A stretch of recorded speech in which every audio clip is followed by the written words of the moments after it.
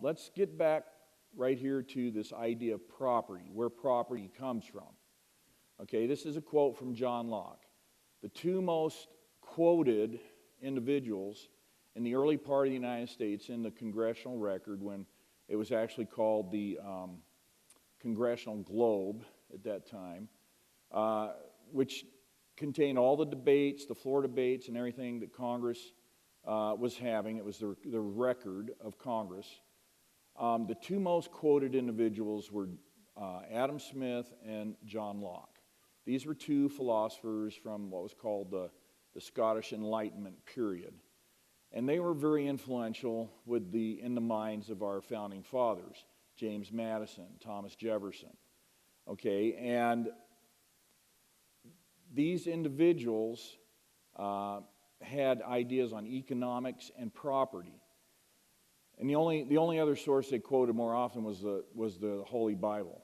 Okay, but as far as individuals go, these were the influencers that influenced the way they thought. And this is what John Locke said.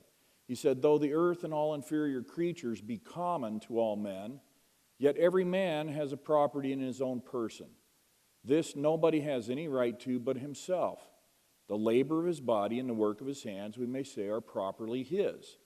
Whatsoever then he removes out of the state that nature hath provided, and left it in, he hath mixed his labor with it, and joined to it something that is his own, and thereby makes it his property.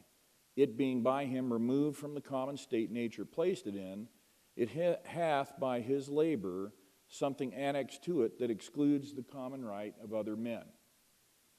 Okay, now the reason I wanted to read that, I didn't want to misquote it, all right? But the basic idea is, if in a wilderness state, each one of us have the right to go out there. God and nature, have placed this, whatever your beliefs are, has placed these resources out there. And each one of us in that state would then have the right, the common right, to go out there and take those resources and put them to use. Okay, so once I went out there, cut down a bunch of trees, peeled them, notched them, and stacked them up, now I have taken that resource and I've mixed my labor with it. My sweat, my time, and now those logs, those trees, now have a part of me annexed to them. That's what makes it my property. And under this concept, the founders believed that once that becomes your property, now nobody else could come along and say, well, you know what? I could have cut those trees down. I can claim that as my own. God created the trees. No, now you have annexed a part of yourself to it. That's what creates property, the idea of property.